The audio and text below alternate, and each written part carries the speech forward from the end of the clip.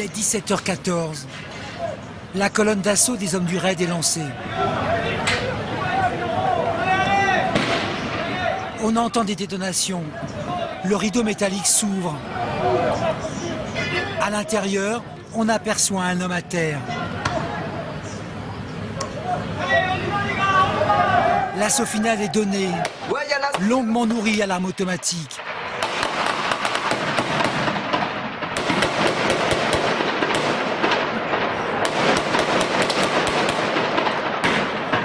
Au fond du magasin, on peut apercevoir un homme surgir.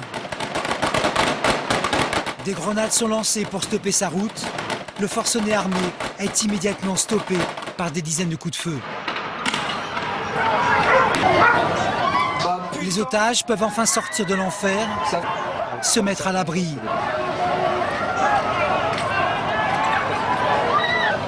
Un policier blessé est évacué. Un autre est au sol. L'assaut est terminé.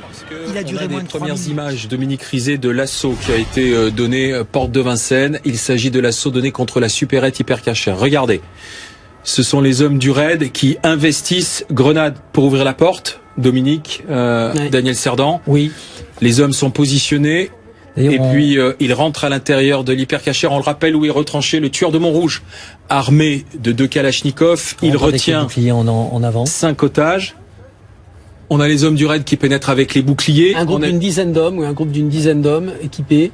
Regardez, ils entrent l'un après l'autre, un à gauche, un à droite. C'est systématique. Voilà, ils ont pris les ouvertures. Qui sont les premiers à pénétrer? Ce sont les tireurs, ceux qui sont le bouclier. Vous avez le bouclier qui vous protège l'ensemble du corps et qui protège. Et on voit sortir. Regardez, voilà. Les images sûrement des gens qui étaient pris en otage à l'intérieur de la supérette qui sortent en courant. Et puis comme dit Dominique, c'est peut-être des gens qui étaient bloqués dans les portes cochères. Oui. C'est pour ça qu'on avait dit 5 au départ et pour finir il y en avait 10. Voilà les images qui sont à notre disposition. Images, regardez, de l'assaut que l'on va revoir donc. Entrée à droite, entrée à gauche, on a un groupe qui s'est positionné à droite. Daniel Cerdan, oui. Le bouclier, donc la grenade. D'ailleurs, on se